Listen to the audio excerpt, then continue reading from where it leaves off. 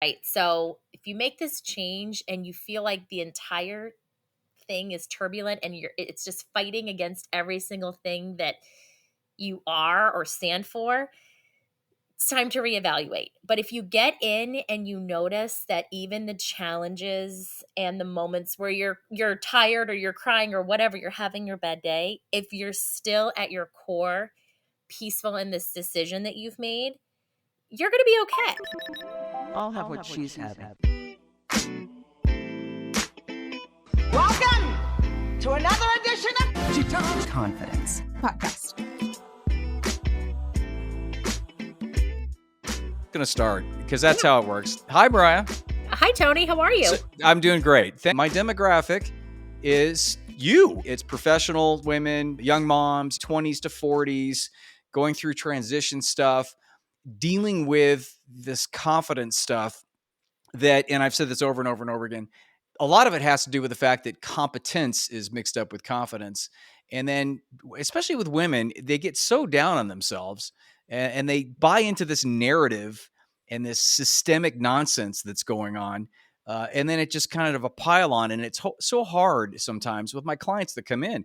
I sit there and I'd like pull my hair out. I go, don't you understand how amazing you are? How much power that you have, how much you impact everybody in your life, whether you have kids or not.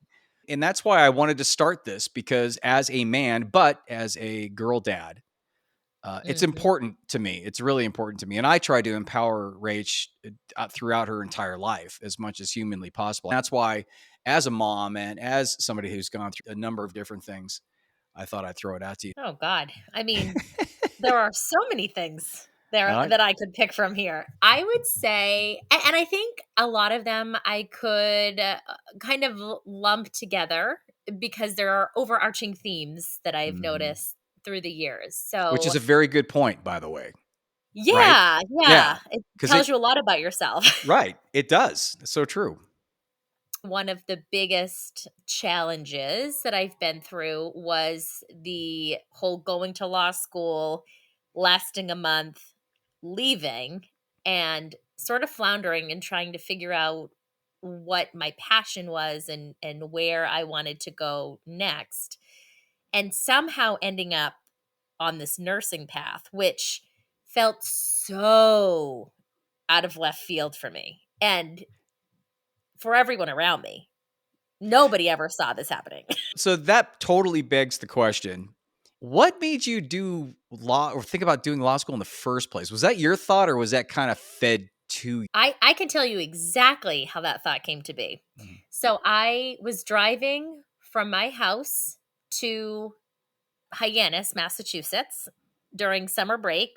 I think my junior year of college, so going into senior year.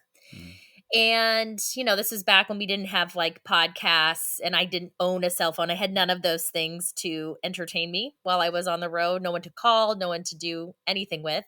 And so I just started thinking, like, I'm about to graduate. What's next? I'm going to have a Spanish and Latin American studies degree. Am I teaching? Am I an interpreter? Am I like, what am I doing? And I have all these other interests and passions, for helping people in human rights and children's rights and all of this.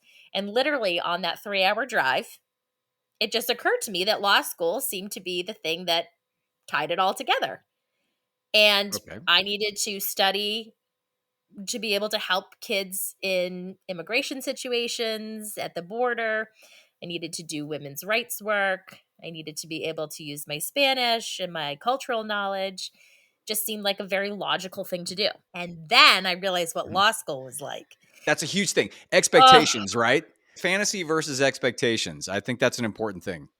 Yeah, I think fantasy was that I was going to be the next Elle Woods. I was going to march into Harvard and say, what, like it's hard. And I was going to graduate the top of my class and somehow be a success story, right? Sure.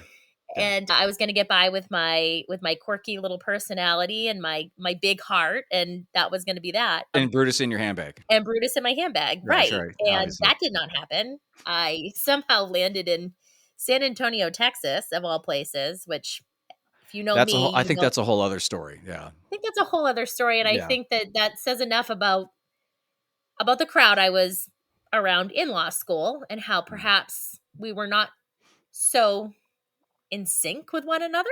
It was very much lots of dry textbook reading and then Socratic method, like sitting in a huge room full of students and having your professor just bark at you Just and make Q&A, you want to right? Yeah. crawl under your date. Yeah, exactly. Q&A. You want to melt into the floor. Uh-huh. You're flushed. You're on the spot. Hated it. Mm. Hated it. So initially, when you got the thought about going to law school, being a lawyer, did you do any research after that? I mean, before you got into class, like, did you have any understanding of what Tony, you Tony, I were? didn't even know what a tort was. I knew nothing. I was like, you know what? I can take an LSAT test and then, Mhm. I've done well in all these other areas and I can study and figure out this law thing and then I can just go be a ball buster and, save a bunch of kids and save a bunch of women and the rest will fall into place. Yeah, I Thank you love the so much. enthusiasm. It's fantastic. Which shows you is how far just enthusiasm goes, right? But Yes. 2 points that I think are important to bring up. The first point is sometimes the thoughts and the fantasy stuff doesn't manifest into the where you think it needs to go.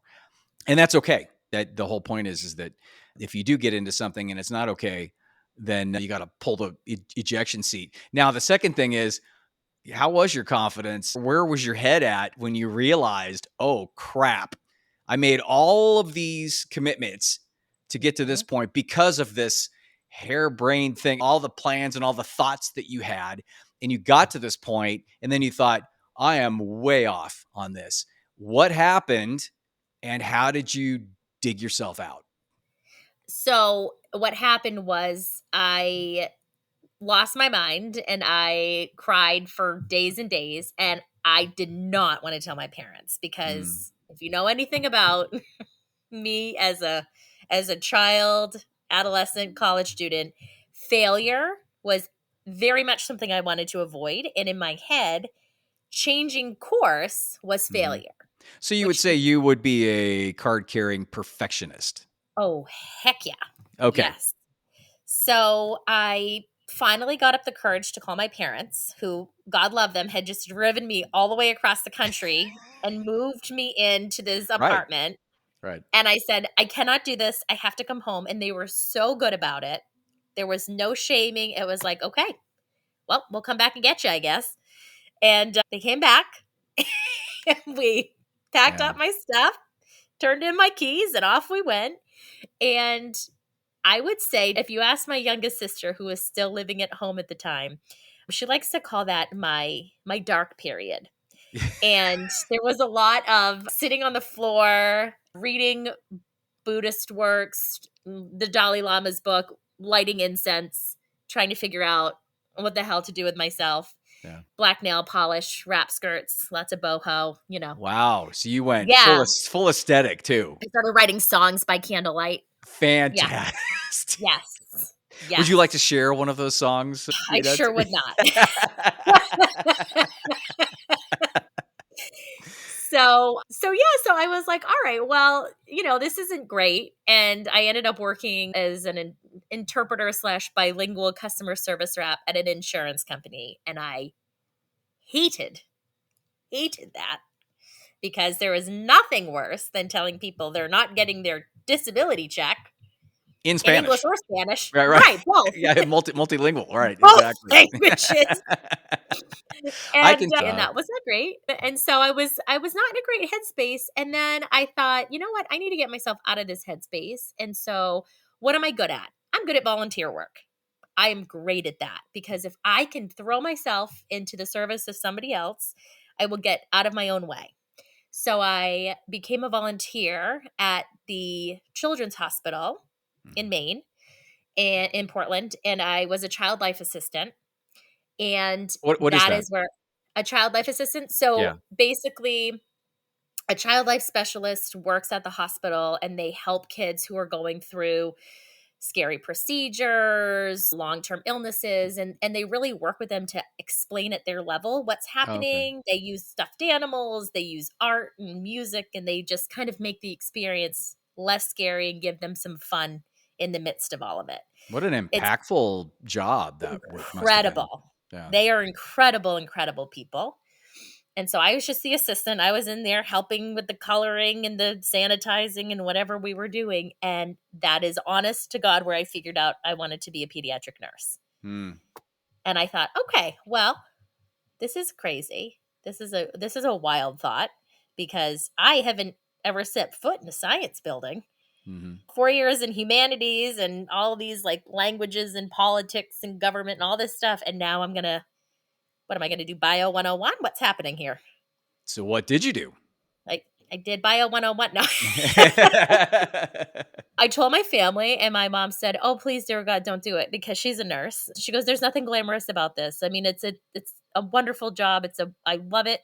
She just wanted something more.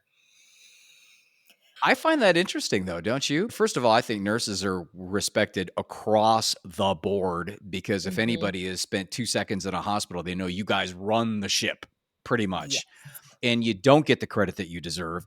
That Nope. and I would think, and maybe you think that's why that your mom I had think the it issue was with it? part I think it was that, and I also think my mom knows me very well, and I have always been sort of deemed a sensitive person, a little bit more Mm, emotional, and I'm a little bit thin-skinned growing up, so, like, a bee brought me to tears. mhm, Somebody yelling at me or being upset with me just I would dissolve, and she knew, "You're gonna be mhm, working with doctors, and you're gonna be working with other nurses, and nurses eat their young, and doctors can stamp their feet, and it's gonna be mhm, different from what you're mhm, used to." And mhm. she's 100% right. That begs the question, you did the same thing with the law stuff, right? You had an Yep. idea, and you had no idea about law school, and you just had that idea, and then you took action on that. You did the same thing. You had epiphany Mhm. again. You decided to that's what you would like to do. You then went into your schooling and stuff. What's the difference between those two? Why did it stick the second time? Because I knew I was gonna be good at it. I Mm, felt it, and I don't mean that in a, "I know that I can pass the classes, but I hate it." I loved it from the moment I started. mm, I recognized immediately that it was gonna be one of the hardest things I had ever done, and I immediately saw how hard professors were on you. I mean, they are if you wanna meet no nonsense people, go talk to a nursing professor. oh, They yeah? are. Whew. Mm, And I just loved every moment, and I was okay working hard, and I was okay being uncomfortable, and I was okay knowing that it was gonna be a challenge every step of the way to get to this point.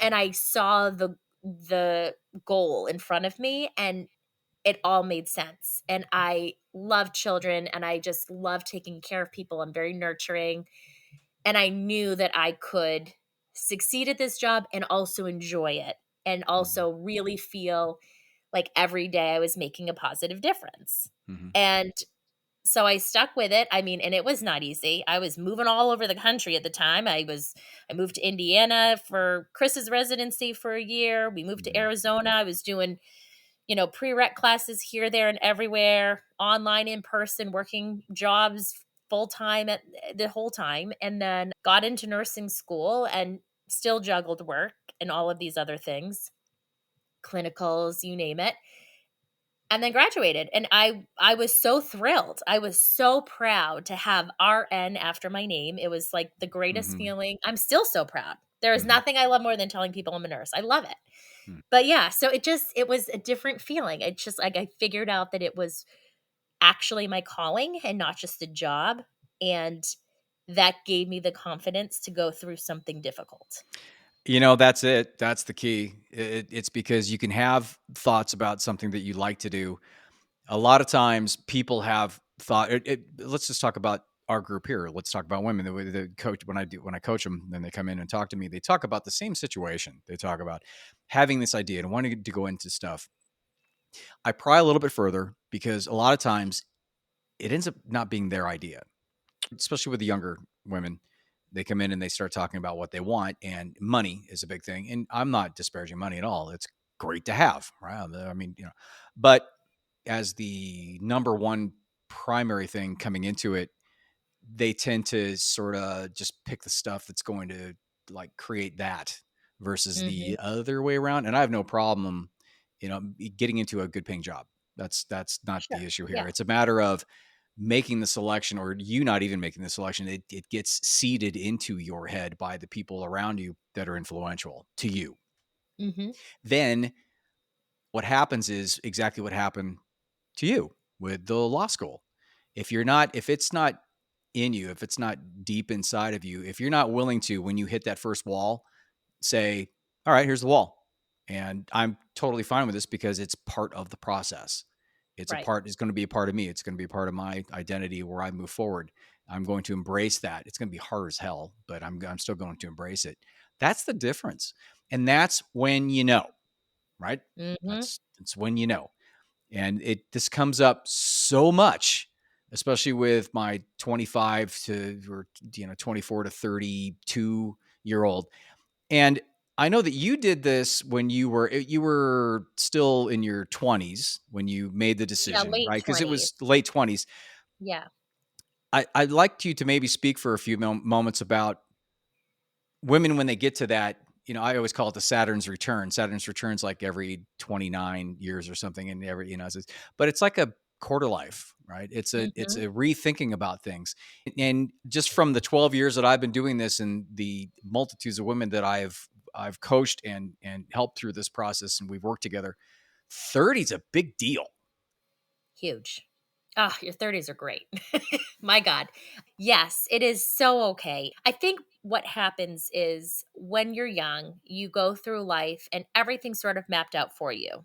You finish this grade, you're moving to the next grade. You finish high school, you go to college. And then you finally hit this block where, for the first time in your life, no one's telling you what to do next. You've got to figure it out. And that's a huge transition. And so you waffle a little bit, and some people land into a lifestyle or a position that makes sense for them early on, but I would say most people don't. And Mhm. I feel like if you look at it like this long trajectory, right? You've got 40 years, 40 good years that you are working before you retire for most people, maybe Mhm. longer. If you've only been out of school for 5 to 10 years, that's nothing. That's like a Mhm. teeny little blip on this timeline. And so if you're thinking out, okay, I can either stay where I'm at and kind of suffer through or muddle through for the next 40 years, or I can take a risk and I can do something that I think would make me much happier and is something that actually speaks to me and the life that I want to create, this life I want to design, then it's not so scary.